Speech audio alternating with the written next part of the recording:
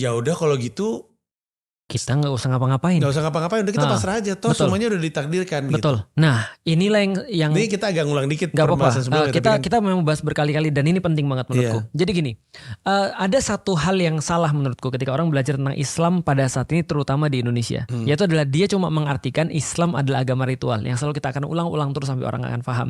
Kenapa? Karena begitu dia memahami Islam hanyalah agama ritual, maka segala sesuatu yang dikembalikan pada perkara-perkara mistis. Kenapa anakmu bisa bodoh kurang sholat? Kenapa anakmu jerawatnya banyak kurang puasa?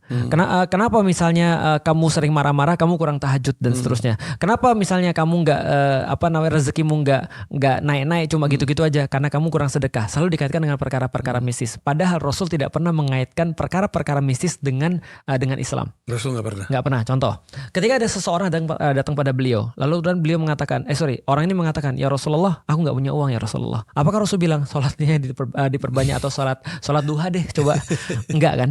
Tapi yang Rasul katakan adalah apa? Kamu punya apa di rumahmu yang bisa dijual? Dia bilang, gue cari ya nanti ya. Setelah dia datang, dia bawa taplak. Taplak meja. Rasul bilang, siapa yang mau beli taplak ini? Dibelilah oleh para sahabat dengan harga 2 dirham kalau nggak salah. Nah tapi konsepnya yang paling penting. Rasul bilang 1 dirham kasih ke dia, beliin makanan, kasih makanan ke keluargamu. 1 dirham beliin kapak, nanti kamu ngapak di tempat ini ya. Setelah itu terus kemudian jangan datang ke aku lagi kecuali setelah 15 hari kalau nggak salah. Jadi ada waktu evaluasinya juga ditentuin 15 hari. Jadi jangan terlalu cepat, jangan terlalu lama. 15 hari kemudian datang. 15 hari kemudian Mas, dia datang bawa dirham-dirham yang dia dapat daripada ngapak dan jual kayu.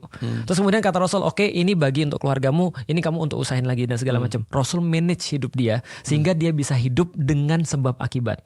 Artinya Rasul tidak dengan pernah sebab akibat. Rasul tidak pernah memisahkan sebab akibat daripada Islam. Karena Islam sebenarnya adalah yang harus paling masuk akal soal sebab akibat itu. Yang harus? Harus, contoh.